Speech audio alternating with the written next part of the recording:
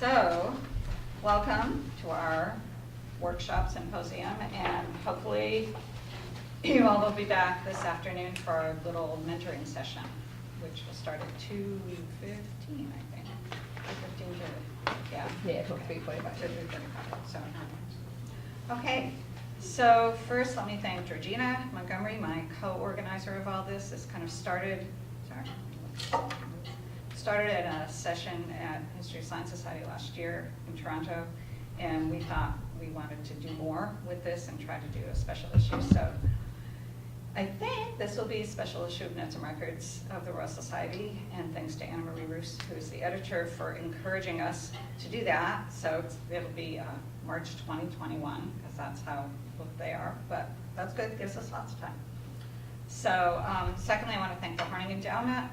So this is maybe my last event as a Horning professor. So, and the Horning Endowment has provided money for all kinds of great events, conferences, talks over the past 10 years that I've been here, as well as supporting my research. So I'm very grateful to Dr. Horning for endowing the professorship. I want to thank Jake Hamlin and Environmental Arts and Humanities, the co-sponsor of this. I want to thank the chair of History, School of History, Philosophy, and Religion, Nicole von Germichin, who's the director, not the chair, sorry. And her office assistant, Suzanne Giftai, and Natalia, of course, who does all the background work for all of this stuff. And thank you all for being here, for making the trip, all our speakers, or not making the trip in this case.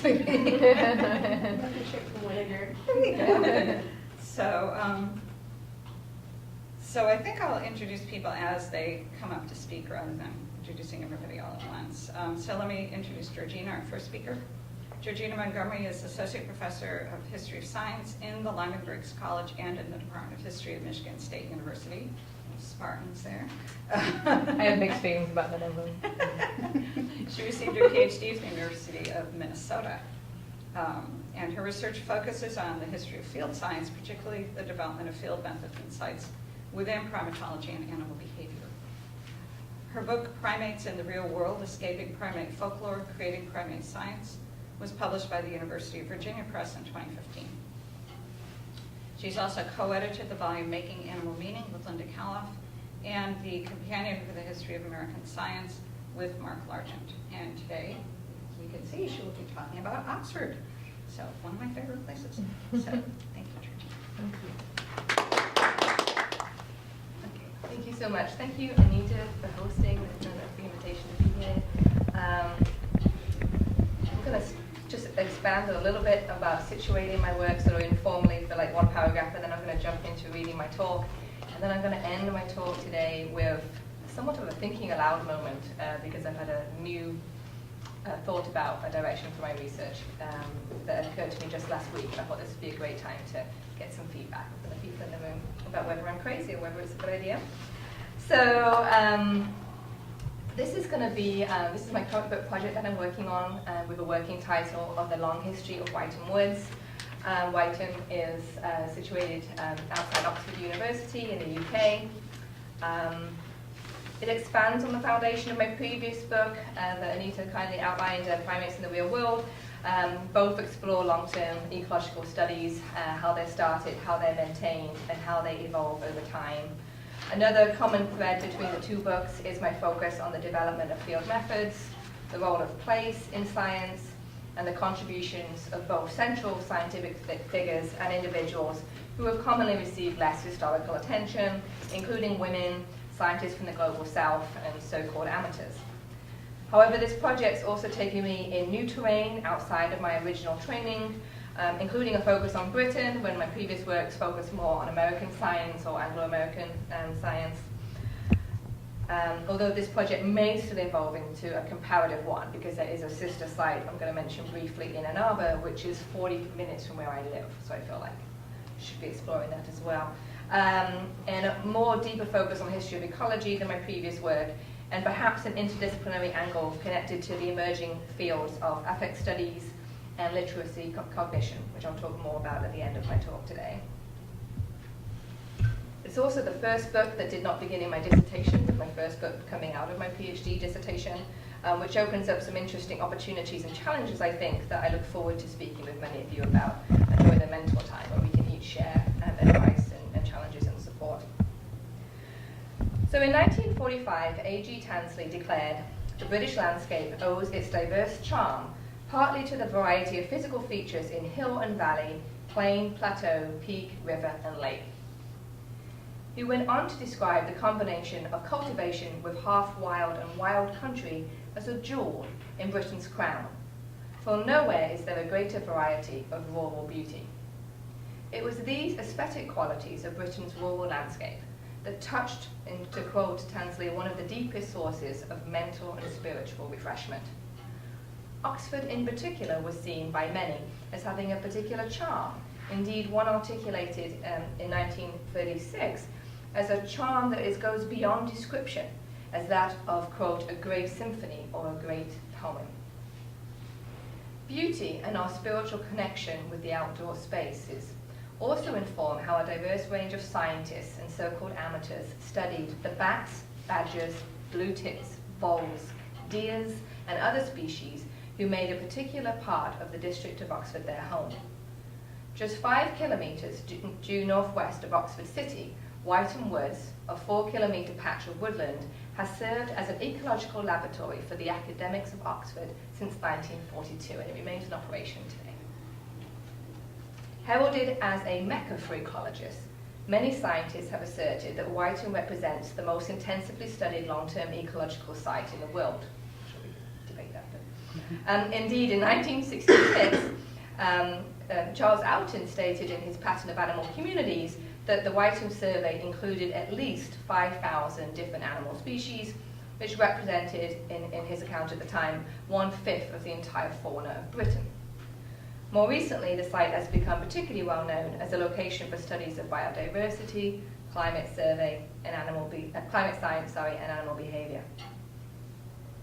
Despite the site's historical and contemporary significance, the history of the woods has not yet been written, by a historian at least.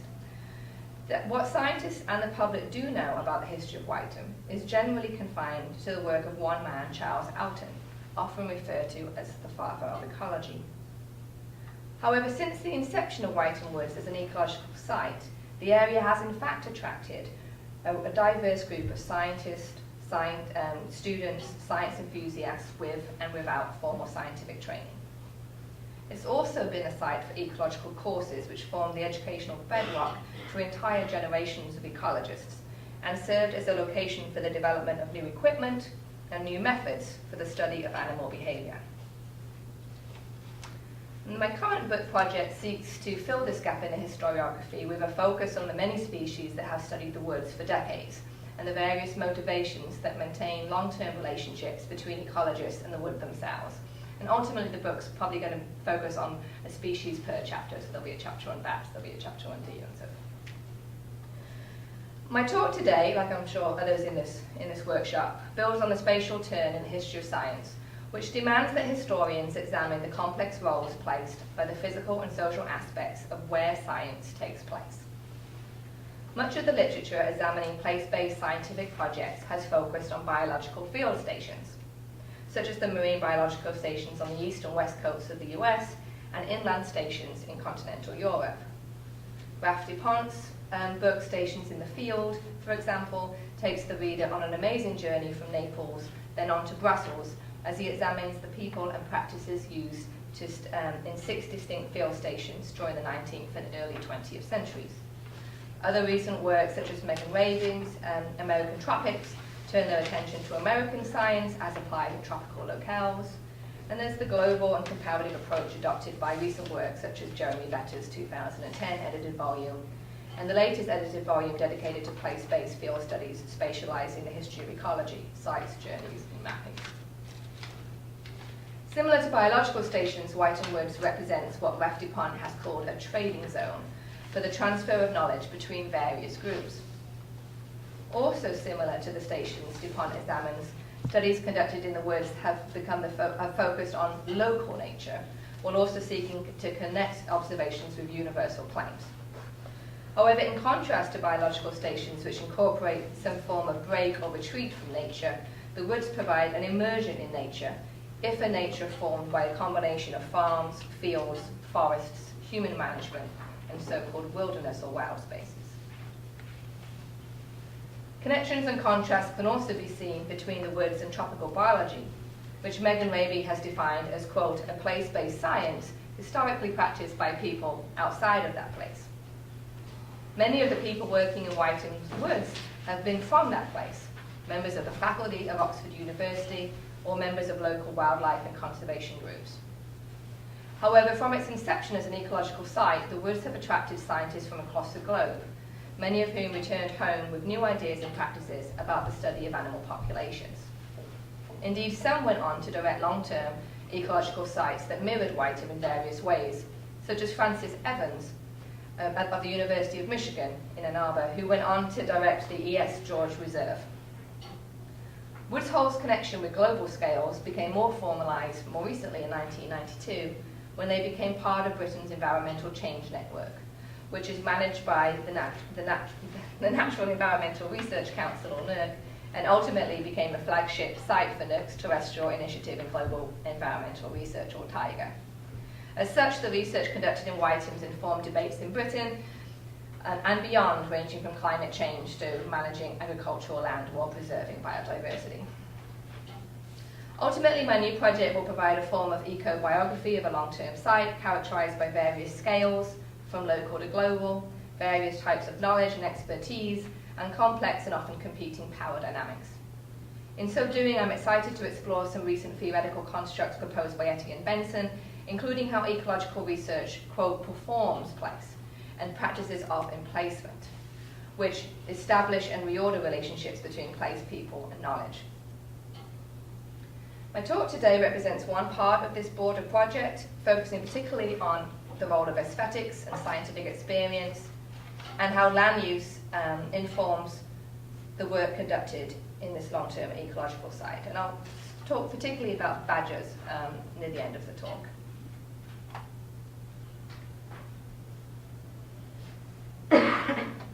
Like other parts of Britain, the Oxford district caught the hearts and minds of many naturalists on account of its rural beauty, its charm, and its ordinariness.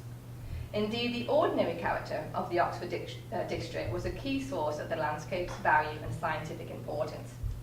In 1922, the botanist A.H. Church described the region as, quote, characteristically commonplace, with no special developments in any direction, and with little to attract the visitor from other more favoured districts.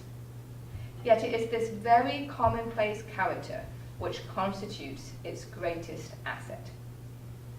As recently as 1997, ordinary continued to be central to scientists' descriptions of Wytham. In an article for the Oxford Times, Wytham Woods is declared as the city's living laboratory that combined the ordinary and the extraordinary. It was this very combination that made the site so useful to science. And indeed, Wytham Woods were and are of incredible scientific value. This small patch of woodland, seen here as a map, around Wytham. Look, I'm going to use the pointer just because I've actually never had access to a pointer before. It's very high-tech for me. And then there's a series of aerial photos, and I'm just going to show, just to show that this is also cultivated space. There's also farms. There's human management taking place here, which I'll talk more about in my talk. But this is some examples of the aerial photos. So there's filing cabinets and filing cabinets of aerial photos in the archives at Oxford University that I've been researching. So the map and the aerial photo shows the various types of vegetation that have been a scientific home for multiple cohorts and generations of scientists studying thousands of species for the last 75 years. Wytham Woods is most famous for long-term studies of two particular species, the badger, which we'll hear more about later, and the British blue-tit. So in 1947, the well-known ornithologist and evolutionist David Lack, who was the director of the Edward Gray Institute for Ornithology at Oxford University, began studying the ecology, evolution, and behaviour of blue tits in Wytham, along with other very famous figures such as John Krebs and Richard Dawkins. Although perhaps less characteristic or cute, and not the subject of my talk today, I should mention the small creatures that rustle and burrow in the forest floor, and the plants and fungi that form it have also generated much attention from ecologists at Wytham. Most notably, this is pretty famous, do it again, image here of Charles Elton on his motorbike with his mouse traps here. Spent years studying mice and voles, creatures that play crucial roles in forest ecosystems while also impacting British agriculture. Other researchers, including women, studied in the woods as undergraduates, and spouses of male researchers. So these pictures tend to be from around the 1950s. And as spouses of male researchers and as professionals in their own right, often spent months and sometimes years laying and checking live traps, ringing, marking individuals, and studying their movements and behaviors. One such researcher, here's another pictures. One such researcher is Kitty Pavers-Smith, shown here, while on a 1956 ecology course taught by Elton at Wytham Woods. Began work in the woods as a student, went on to publish on the fungi that grew in Wytham Woods, while also marrying and collaborating with Mick Southern, one of the lead researchers of the bird researchers in Wytham Woods. And one of the really exciting things about the archive here is that all these pictures, I also have all of Charles Elton's the class plans, student works. You can see you could actually reenact his entire ecology class, which I think would be a cool idea, using the archival records that are actually housed at the Natural History Museum in Oxford. So I think those pictures give you some idea of the aesthetic charm or value of that outdoor space of Wytham Woods. Within the woods, Elton and others combine science with effective engagement with their environment, extending ideas of green romanticism and romantic ecology, most often connected with Wordsworth in the 19th century. Poets such as E.J. Scoville captured the scientist's connection with their environment in her 20th century verse. Scoville, who went by her middle name of Joy, was Charles Elton's wife, accompanied Elton on many of his walks in the woods and field trips, both domestically and internationally. She wrote poems such as The Naturalist, The Field, Ash Trees, and The Outskirts of the Woods, likely inspired by her partner and Wytham Woods, where Elton spent most of his career. Here, as an example of her work, I have the second and final verse of The Naturalist. So, spacing the parsnip flowers and passenger rose, the grass-like air stood everywhere in channels. There he, thigh-deep, a patient man in flannels, with his glass-green neck still and in repose. His heavy, thoughtful head seemed rooted in the brome, stock of that natural garden, never so at home. Other descriptions by people drawn to the woods by their interest in the animals that live there create romantic images of this small patch of, by some descriptions, almost utopian ground. Take, for example, one birder, I don't know their name, who in 1943 recalled a vivid memory of a Maytime walk in the woods. It was not of the fine trees, nor of the vista where you can first see the noble bend in the Thames below and around, nor of the fine manor house.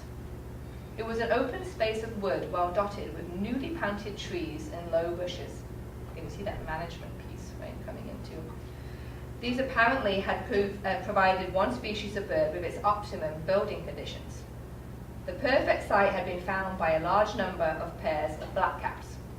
Their liquid, bubbling songs, halfway between blackbird and nightingale, were heard on all sides, and we found nest after nest, as if the birds were gregarious by nature, which they certainly are not. But now and again it happens that a patch of ground so closely dotted with congenial sites as to be irresistible, and the prejudice against close neighbours is allowed to lapse. So it was that summer at Wytham. In addition to inspiring poetry, songs, and nostalgic memories by British birders, the look and feel of Wytham ran right to the heart of discussions about their management and use. The woods were bequeathed to Oxford University in memory of Hazel, the daughter of Raymond Fennell, who owned the land between 1920 and 1942. While owned by Fennell, the woods were used for recreation and education, with an outdoor school called Hill End Camp being established in the woods for the benefit of children's health and education. The bequest included instructions that Wytham Woods should be called Hazel Woods, but the university failed to fulfill this part of the agreement. The bequest also included instructions concerning the preservation of the woods' aesthetic value. In dozens of theses developed by forestry graduate students tasked with developing management strategies for the woods, the authors repeatedly echoed this demand that the university, quote, maintain the general character of the woods and the aesthetics values typical of the setting. According to the request, the land should also have been readily accessible to the public, and particularly children from underprivileged backgrounds. But here too, the university fell short. Permits were used to regulate who could access the woods, when, and for what purpose. And I've looked through boxes and boxes of rejections to permit requests during this time period. And it's noteworthy that more recently there's been a very complete turnaround change in this attitude, with many outreach efforts now characterizing Wytham Woods, including having a resident artist and rotating exhibits on Wytham Woods at the Oxford Natural History Museum. And now that outreach component has really become central to the woods' identity. One more picture of Hazel here in Wytham. Although some resented the university's failure to remain in the spirit of the bequest, there were other far more pronounced tensions taking place within Wytham. The key to understanding these tensions can be found in the land and the competing uses therein. For Wytham Woods may have been a site for ecological research, but it was also a managed forest that was surrounded by farmland. Such a multitude of land uses created complex relationships between the scientists, the foresters, the farmers, and those who attempted to profit from the land.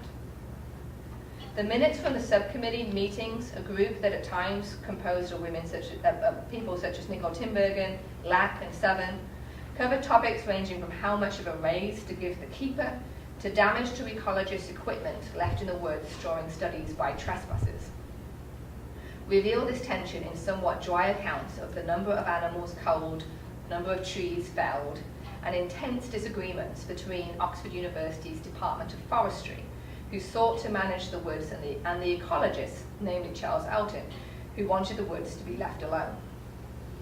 These discussions, from day-to-day management decisions to broader policies and priorities, worked their way along an organizational structure that bridged the university administration, the Department of Forestry, and the ecologists that worked in the woods. In pages and pages of minutes and letters, Professor Laurie from the Department of Forestry argued to continue managing the woods, while Alton argued back that the work of the many ecologists in the woods was being impeded by tree removal. Their arguments hinged on the length of their work in the woods, the naturalness of the woods, and the character of the woods. As such, Laurie and Alton drew both on the aesthetic value and the scientific value of the site. For example, the very first of 11 points listed by Alton as a defense of the ecological research conducted in the woods read, to quote, "The special value of Wytham Woods to field biologists lies A, in their nearness to Oxford, B, their extent, true forest conditions contrasted with woodland and strike, for example, C, in their ownership by the university giving continuity of access and security of experiments and valuable equipment, and D, in the variety and richness of habitats and plant and animal life resulting from the structure of the hill and very light management since 1850, which also provides much of its aesthetic charm." Competing priorities among the various stakeholders involved in Wytham Woods were also revealed when we examine how badgers were configured within the woods. Through the 1950s and 60s, management reports produced by the subcommittee included sections dedicated to animal threats or pest control. January 56 to April 57 report, for example, defined a pest as, quote, referring to animals embarrassing to forestry or to agriculture on the surrounding farms, and went on to state that, quote, experience has shown that spoon-gassing badger sets kills a few of the occupants and makes the rest wary for some weeks or months, but never exterminates the set. It is recommended that complaints about badgers and foxes shall normally be dealt with on these lines by Mr. Meads, the keeper, Severe and persistent damage may require volunteers to sit up at night with a gun. And these descriptions of gassing badgers, this is an example of some of the handwritten descriptions in the archive, and other pests in the woods that negatively impacted the trees and surrounding agricultural land continued until the Badger Act of 1973, when the practice of willfully killing badgers became illegal in Britain. Even then, some exceptions could be made, and farmers and the keeper were able to communicate closely to determine which badgers to kill and why after 1973. Despite being initially gassed as pests due to the damage they inflicted on farmland, ecologists at Wytham ultimately established long-term studies of badger behaviour that went on to produce pioneering information regarding badger feeding ecology and social behaviour. The badger research started in the 1960s by Hans Cook and later by David MacDonald, and life history monitoring of badgers began in 1987. MacDonald described the badger work as, quote, combining traditional field methods like radio tracking, behavioural observations and field surveys with more modern techniques such as ultrasound scanning, hormones studies and DNA fingerprinting, infrared video surveillance as well, to gain unique insights into badgers' social systems and demography. The badgers of Wytham Woods became rather famous in ecological circles, and the British badger in general has been transformed or reformed during the latter part of the 20th century from pest to a flagship species for British wildlife. During the same time period, long-term badger projects at Wytham also began to reflect contemporary trends in the rise of citizen science, with ecologists working with citizens and specifically those in drug rehabilitation programs to study badger behaviour. So again, quite distinct to the initial approach of not wanting other people to come into the woods.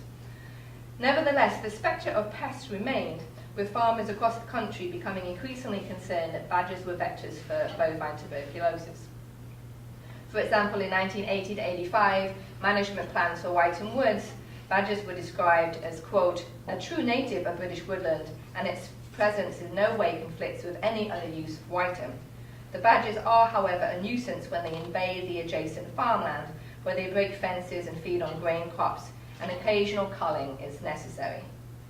A potential threat to cattle is the occurrence of bovine tuberculosis, and in 1977, outlying sets that were becoming established in the dairy grazing area of the University Field Station were gassed in view of this risk.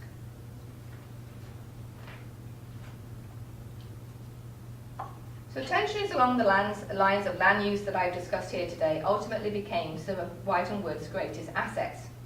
For example, the Field Margins project became formed between the University Farm in Wytham Woods, which had previously been known simply as Northfield Farm, but by 1961 was renamed the University Field Station and later simply University Farm, and the Farm and Wildlife Advisory Group, or FWAG, forming, quote, a voluntary partnership organisation bringing together farmers, conservationists and land managers with the aims of promoting wildlife and landscape conservation and agriculture. So in short, I would argue that by engaging with agriculture and by engaging with forestry management, Wytham Woods has been able to continue to present itself as relevant and useful, both values central to much of British ecology historically and today, all the while somehow muffling any impact of the occasional sound of sawmill, which you can hear when you go in there sometimes, or tractor, on scientists' spiritual and intellectual engagement in Wytham, or perhaps we should say Hazel's Woods. And I wanted to end now with a little epilogue, my open thought, of the emotional and intellectual ties that bind. Several of the researchers at Wytham, I've been conducting oral interviews with people who currently work there, identify a draw or pull to the woods, something that keeps them coming back to the woods or prevents them from ever leaving. David MacDonald, for example, who directs and has published numerous papers based on his research at Wytham, and particularly on his badger research, has described the woods as providing, quote, a centre of gravity for him ever since he first went there at the age of 18. Other scholars in other areas and other places have certainly expressed love for their study and locales, and I'm just throwing this poem in because I like it. Take, for example, My Great Oak Tree by Liberty Hyde Bailey, showing a real great emotional connection, in this case with an oak tree, but I'm thinking more in terms of a space or the woods as a location with Wytham. Moving forward, I'm interested in incorporating the affective turn in my research. So affect studies tends to stem from works of philosophers and SDS scholars. And as Michael Hart has written in the edited volume, The Affective Turn, quote, affect requires us to enter the realm of causality, but they offer a complex view of causality because the effects belong simultaneously to both sides of the causal relationship. They illuminate, in other words, both our power to affect the world around us and the power to be affected by the world around us, and the dynamic between those two things. Hart goes on to introduce the concept of affective labour, which takes aspects of feminist theory, queer theory, and labour studies to analyse labour in fields ranging from healthcare to sex workers. Many of these areas are forms of gendered labour, quote, such as emotional labour, care, kin work, or maternal work. I'm also interested in literary neuroscience, which is an emerging area related to affect studies with a focus on the body. So literary neuroscience examines which parts of your brain are stimulated when reading certain narratives, such as poems or classical literature. The Digital Humanities and Literary Cognition Lab at Michigan State, for example, approaches these questions by comparing the different ways in which the brain is stimulated by reading for pleasure versus reading for an assignment. It also examines things like the impact of trauma narratives on empathic responses. I started learning more about this while reading about the Green Romantics, which I mentioned earlier, and how the affective turn in that area of scholarship has led some researchers to examine the impact on the mind of being outdoors, and how these phenomena may be seen in the works of Green Romantics. For example, the feeling of the sublime, often referenced in poems by romantics such as Wordsworth, actually can be seen occurring in the brain when you're in outdoor environments from a cognitive science perspective. So I'm left wondering how the experiences of ecologists spending long times in the field, returning to these field sites over and over again for decades, can be seen as a form of effective labour. Certainly care for their species, their plants and their environment is a core motivation of their work. I'm also left wondering how extended and repeated times in the field might impact their cognition as well as their science. In short, I'd like to tackle the feeling for a field site as an emotional touchstone for researchers as well as an intellectual one in a concrete way. And when I talk about this with other colleagues, it's reminded them of the feeling for the organism, but here thinking it in terms of a place. The affective turn, with its focus on the body and the mind, provides an interesting way, I think, to access this aspect of field experience, and it's not something I've seen in other literature in the history of science. So in the talk above, I've done this mainly from relatively indirect sources, how a site's described in a newspaper article, how it's captured in a poem by the wife of a scientist. But I think affect studies and literary cognition may provide a gateway to think more physically or materially about the experience of being in the field. However, this is a brand new aspect of my thinking and one that I will need to find interdisciplinary collaborators to move forward with, I think. I raise it here simply as an emerging idea, excited to share it with colleagues with shared interests with me. Maybe I'm crazy. But I would be open for any suggestions you might have of colleagues who might be interested in collaborating or whose work I should read. So I'll wrap up there with a little horrendous pun. My husband says it's the lowest form of comedy. Thank you.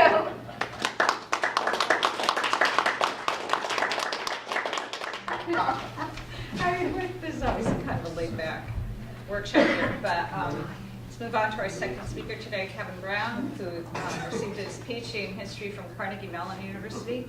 And he's now a postdoctoral associate at UC Santa Barbara with the Marine Science Institute now. Yeah, where he's investigating the changing relationship, this is from the website, between land use, ecology, and climate on the northern Santa Barbara Channel Islands. And he's worked with Peter Alagona on grizzly bears and other things. So his talk today is based on research, as we'll hear, that he conducted for the National Park Service, which is the basis for your forthcoming book. So take it away, Kevin.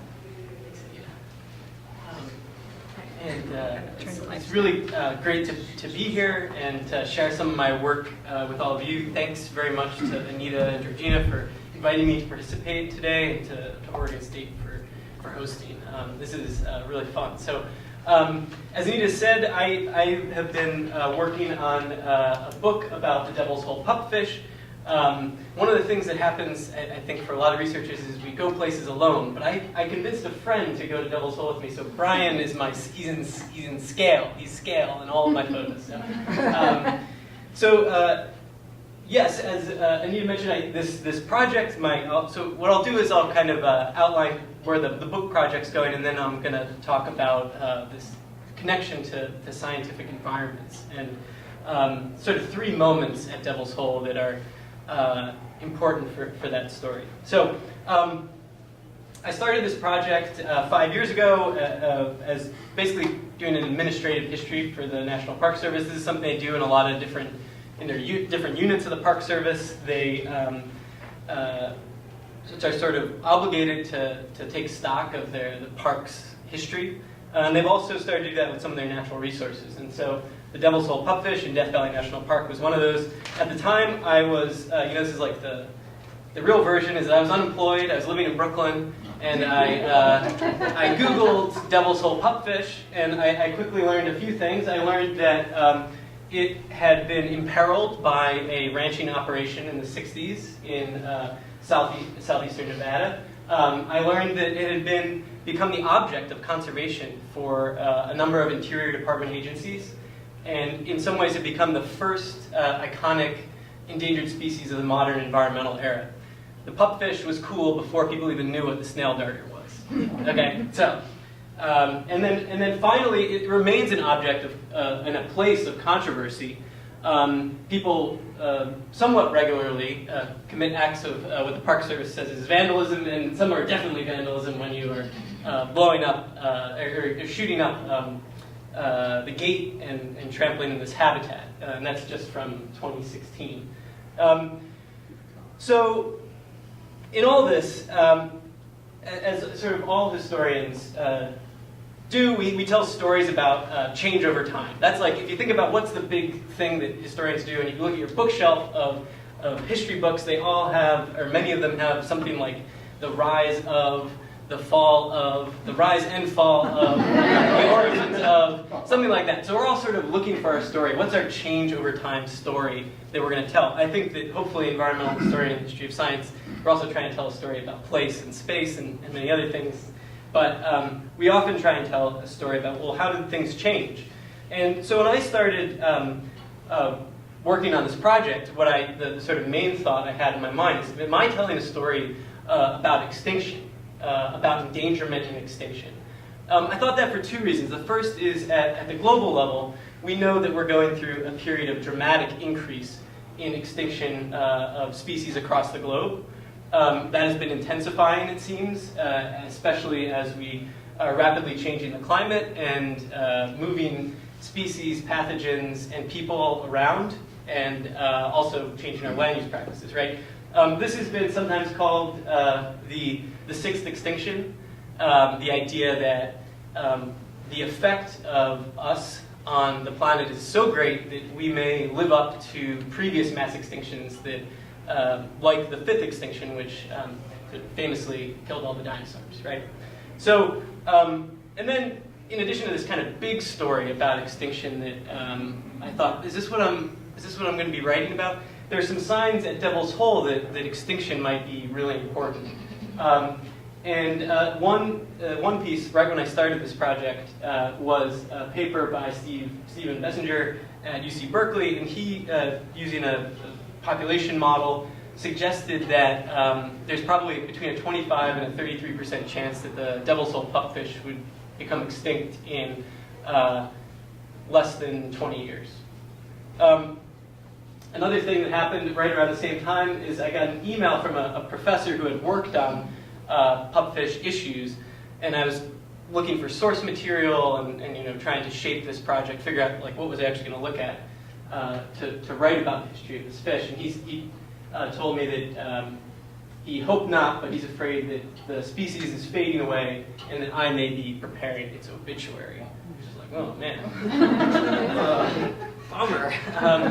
And then, but as I started digging into this story, I found more and more that there is a certain Mark Twain quality to this fear of extinction. rumors of the pupfish's death have been greatly exaggerated. A young ichthyologist named Robert Miller, who became a very prominent scientist during the mid and late 20th century, when he was just an undergraduate, he visited Devil's Hole just for the second time and reported back to his future advisor and father-in-law that at this rate, it won't be long until they are extinct. And so it was after kind of mulling over this older sort of fear of extinction that I realized that what I was doing in telling the story of the pupfish was actually a story of survival. This is not a story about extinction. It is about how it is that this tiny fish has managed to survive the 20th century. And I think that that's an important story to tell for our moment, because we are in the middle of perhaps the sixth extinction. And what does it mean for a species, and what does it take for a species to survive the US West?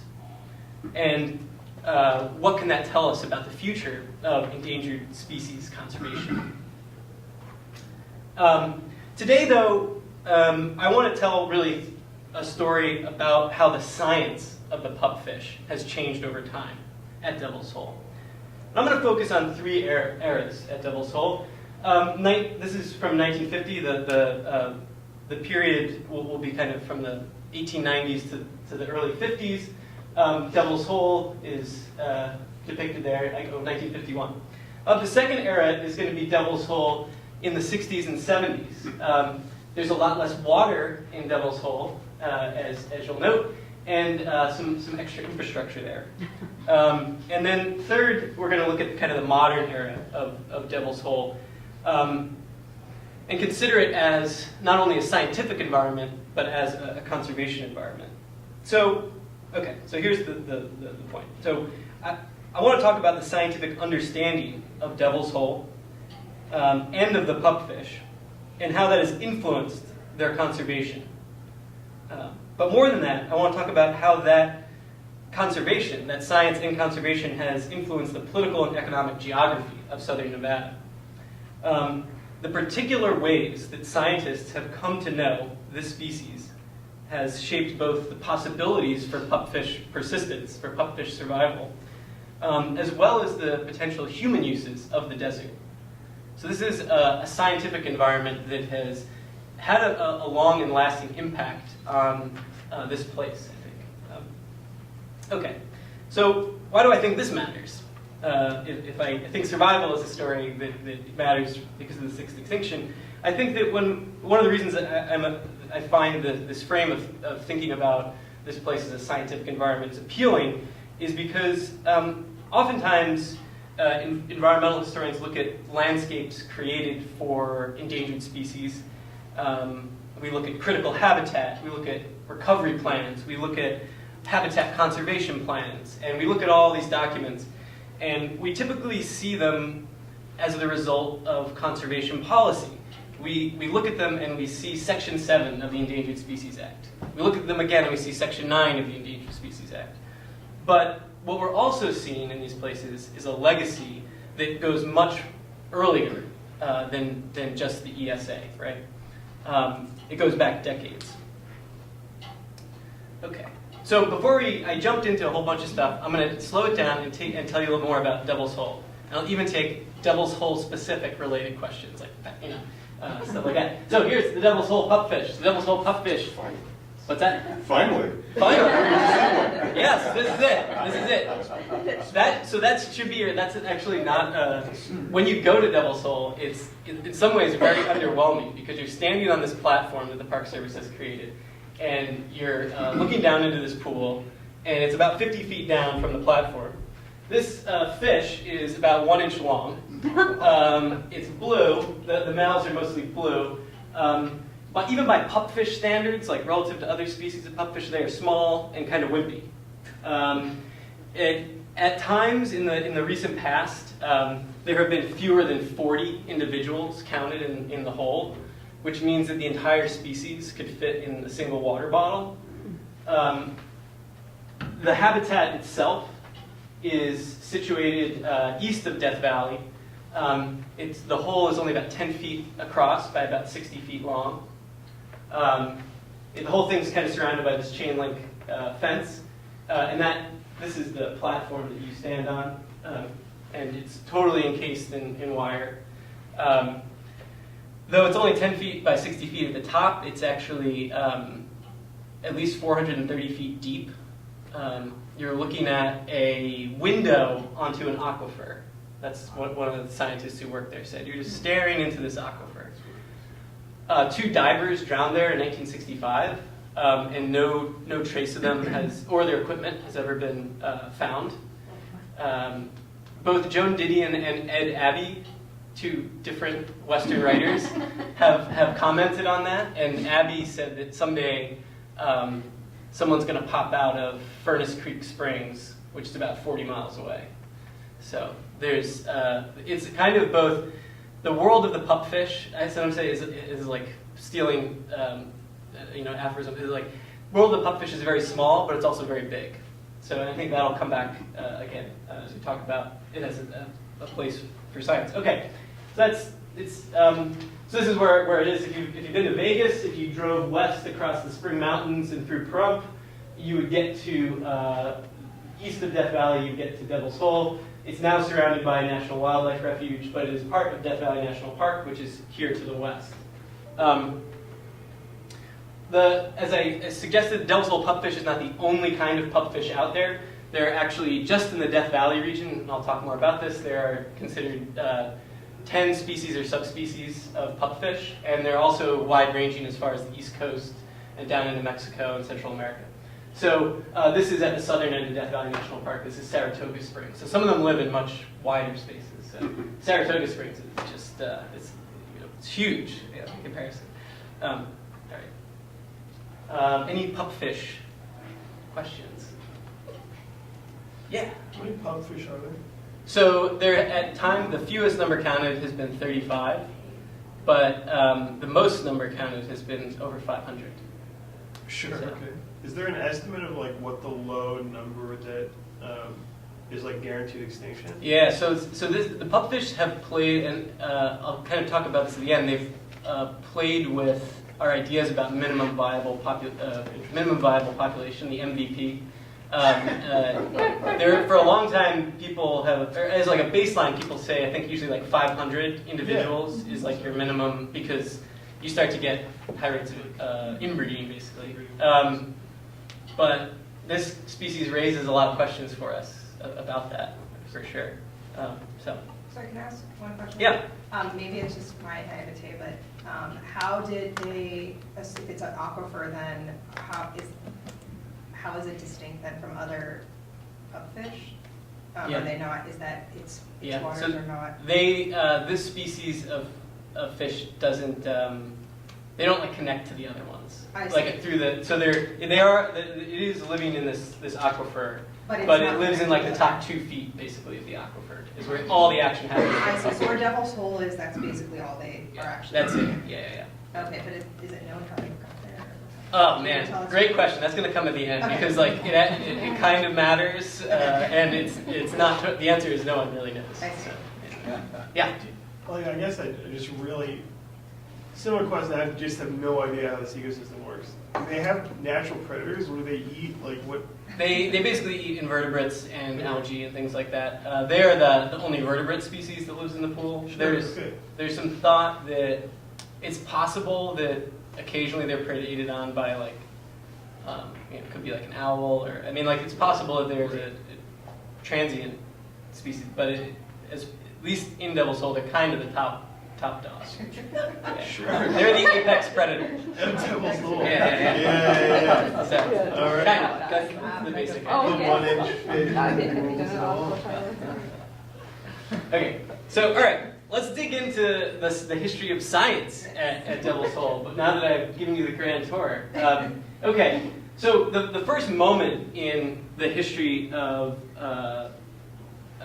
science at Devil's Hole is really one about classifying pupfish, basically collecting and classifying pupfish. And so Devil's Hole as a scientific environment is really a container for pupfish bodies that can be taken in jars of alcohol and moved to somewhere else to study. And this is the major key method for ichthyology in the late 19th and early 20th century. You're going to be looking at dead pupfish in your lab. And that's where the science of pupfish happens. It does not happen really at Devil's Hole or any other environment. So the first group of scientists to visit Devil's Hole are in 1891, and they're federal employees. They are part of the Death Valley expedition by the what becomes the Bureau of Biological Survey, which is headed by C. Hart Merriam. He's shown here second from left. And this is kind of in the era before field stations. You have the era of surveys. And this is written about, if you've ever heard of this expedition, it's because Robert Kohler writes about it briefly in All Creatures, which is a tremendous book about this moment in the history of the West, history of science, where these intensive survey parties are going out, and their basic premise is to collect all life. They want to know what's there. And this, they also have kind of a utilitarian hook. They tell the Department of Agriculture that they're going to help agriculture. But as you may have guessed, Death Valley is not the breadbasket of America. And they're certainly out there to understand what kinds of plants and animals they can find. Theodore Sherman Palmer is right there. He is the first person first scientist to go to Devil's Hole. And you can see there this Death Valley expedition, which took place from January to June 1891. They're actually, it's called the Death Valley expedition. They travel as far west as Santa Cruz and Monterey, and as far east as up the Virgin River, I think, into Utah, across Nevada. So Devil's Hole is actually kind of right in the middle of their range. Here it is over here. So they're kind of crisscrossing this whole area. And what they come back with are these jars. These are the jars of pupfish at the Smithsonian. I went there. It's off the. It's in Sweetland, Maryland. They moved it off the mall. The fishes are no longer on the mall. And in this jar, 46107, are the pupfish from Devil's Hole. You know that because you take some tongs and you go in and you pull out the pieces of paper which are stored in the jars of alcohol. And you can see, actually in this photo, this is looking down the jar. You can see Palmer's name and the first half of the word devil, like Devil's Hole. So you go in there, you pop it open, and you can tell where these fish were collected. And so that's a 125-year-old pickled pupfish, which is still stored there. And the reason they collect all these animals, really for the Death Valley expedition, none of them were ichthyologists. They didn't know really much about fish. Merriam proposes the common name of pumpkin seed, the blue Amargosa pumpkin seed, for all the fishes they collect kind of in the Death Valley region. But they don't really know much about fish, so they kind of outsource it to Stanford, which had just been created and had recruited David Starr Jordan and one of his Starr students and then collaborators, Charles Gilbert. What they do, so the reason they collect these is because they don't know what they are. And so once you have them, what you do is you start to look at them. And what does that mean? Well, here's Carl Hubbs, who we'll get to a little later. He's performing the essential task of the taxonomist here, which is to measure fish. And if you look closely at his hands, you can see he's got his calipers. He's ready to measure. I'm not even sure what kind of fish that is. The description on the slide didn't provide that. But he's holding a fish. He's ready to measure. So when you have your pupfish, you have to measure them. You have to measure how long they are, how many rays there are on their spines, and how many scales run across the side of the fish. You measure the size of the fish's eye bone. There's all the very complicated measurements that they do. They're usually characterized, so there's meristic and morphometric data that they're collecting and producing about fish. And Gilbert does that in 1893. He takes all the pupfishes that are found as part of the Death Valley expedition, and he looks at them all. There are only 10 taken from Devil's Hole. And he says, yeah, they're all the same. They're all the same. They're all this fish called Cyprinodon macularius, and they all look identical. That's essentially his story. The basic limitation there is he doesn't have a lot of material. When you're making judgments about statistics, about how different an individual is from another one, you basically need a lot of dead pupfish. So about 40 years go by where Devil's Hole pupfish is not considered unique. And it's not until 1930 when a graduate student from Stanford named Joseph Wales returns to the Ash Meadows area where Devil's Hole is, and he collects 60 pupfish from Devil's Hole. Should be thinking about how many pupfish we know live in Devil's Hole today. Collects 60 and determines that yes, in fact, through statistics and measuring these things, we can be pretty sure that they're a different species. They're different species from the rest of these fish, which are still Cyprinodon macularius. And then in the 1940s, this guy Robert Miller, who had worried about the pupfish's extinction, I started with, he returns and writes his dissertation about the Death Valley fishes. And between 1937 and 1944, he looks at hundreds of Devil's Hole pupfish collected from anyone who had been there, and then thousands of other fish from the area. And he finds that there are, in fact, 9 species or subspecies of pupfish in the Death Valley region. And he misses one. He didn't go to Cotton Ball Marsh. And so there's another way to visualize this. You basically have this splitting happening until most of these species are either unique species or subspecies, including the Devil's Hole population of pupfish, right? So environmental historians sometimes take the objects of conservation, species, as stable categories, as things in nature that exist and should be conserved. But what this tells us is that we need to actually explore how classification happened and acknowledge the consequences of particular kinds of classification. The irony is that the story that Miller tells from this is all about the environment and evolution. This is what he uses all this taxonomic data to show is that Death Valley has changed over time, and gradually these species became separated. And this can lead to stories about geologic change, about the Pleistocene, and he kind of hints at all this, but it all is based on this taxonomic work. And so he's very interested in the environment, but he collects almost no information about Devil's Hole as an environment.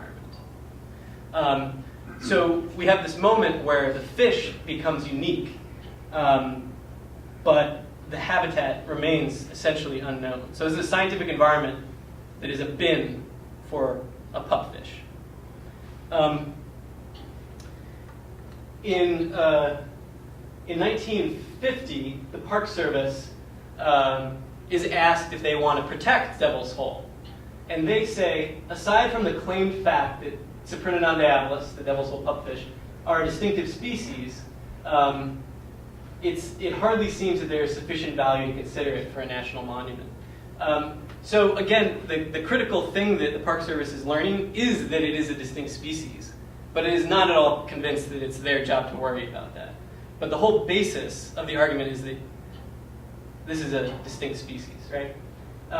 Carl Hubbs, who we saw earlier holding his calipers and fish, he had just moved to Scripps down in San Diego, and he says, perhaps I've been naive for assuming that the preservation of nature was among the basic reasons for it functions of the National Park Service.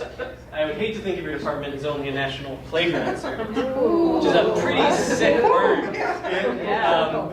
And it was, I think it was received as intended. And Hubbs and some other outsiders, in addition to the handful of park biologists that are at the period, convinced the Park Service to change their mind.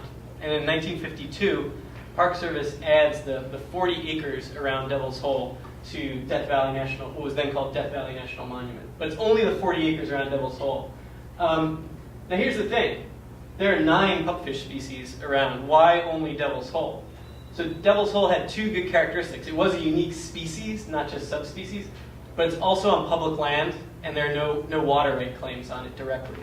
The other species are either in the park already, or have private ownership, and the Park Service is not interested in wading into that. They don't care enough about that. So Devil's Hole gets lucky, but it's all based on this particular kind of knowing. So the last two parts of this story involve the Park Service sort of continually realizing they don't actually know that much about Devil's Hole. They don't know that much about this environment.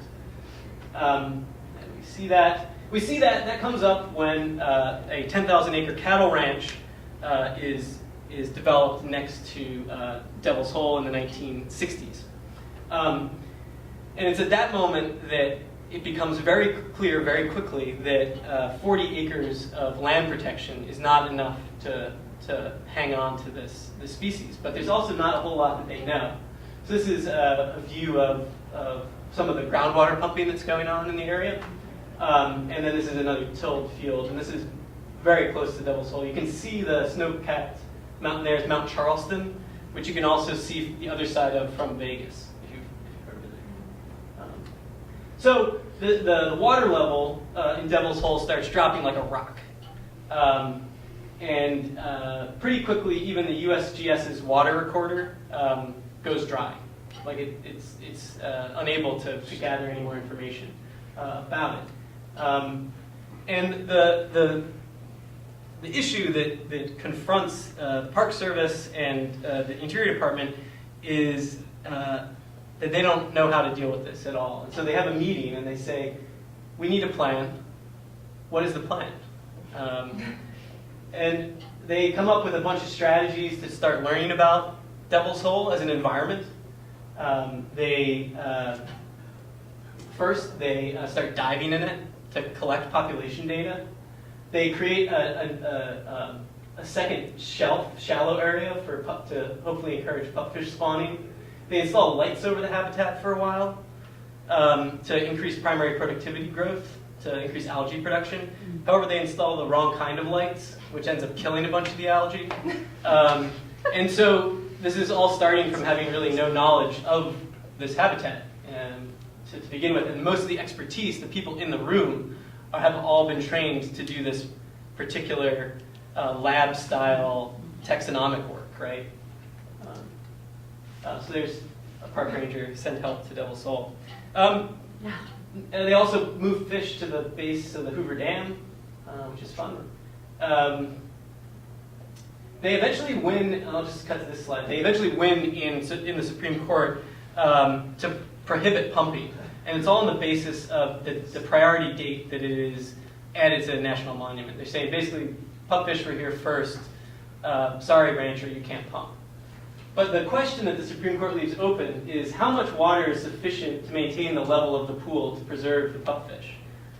So how much water do you need to preserve their scientific value?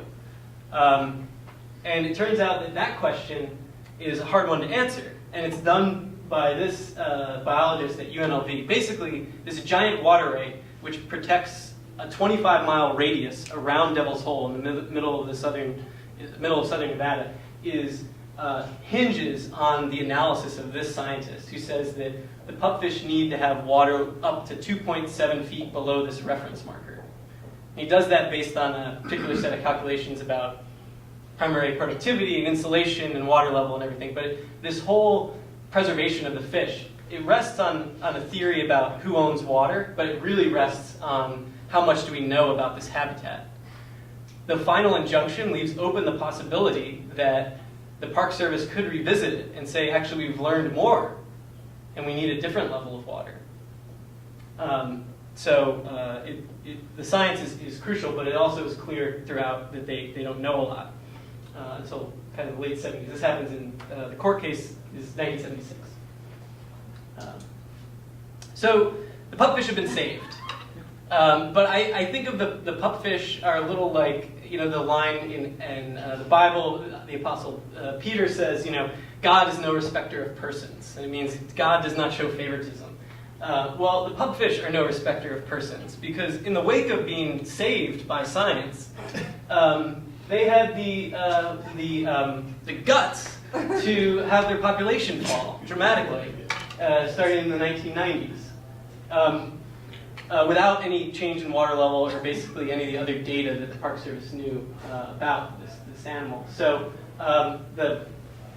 they have a fall maximum and spring minimum. So the spring it's like in April they're counting them, and then the blue line is like October. So they're counting a lot of pupfish. They realize again that they don't know enough to save this species. That's what the lesson from this is, and they start to do ecosystem studies like bioenergetics. Where does the energy in Devil's Hole come from? Where does it go? They build a $4.5 million replica of Devil's Hole. They create a new scientific environment to recreate Devil's Hole, including its light, water chemistry, invertebrate communities, etc., in an effort to create another Devil's Hole that will hopefully be more hospitable to the pupfish.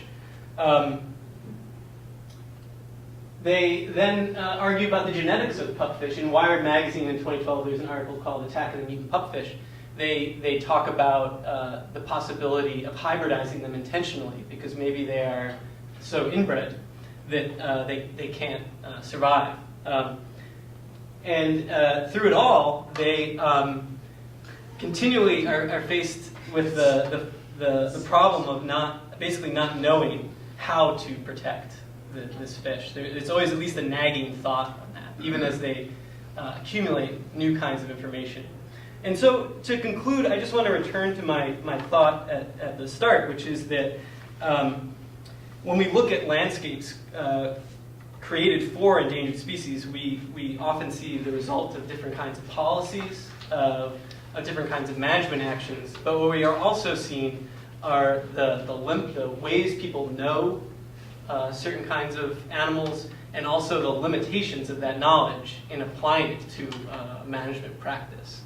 And I think it's in some ways a very humbling lesson for us as people who care about biodiversity, but also a little more of that uncertainty, I think, is useful to explaining how things are in the past. So I'll leave it there and take any questions you may have. I want to create a coffee table book of blank information science. Just like it's book 2.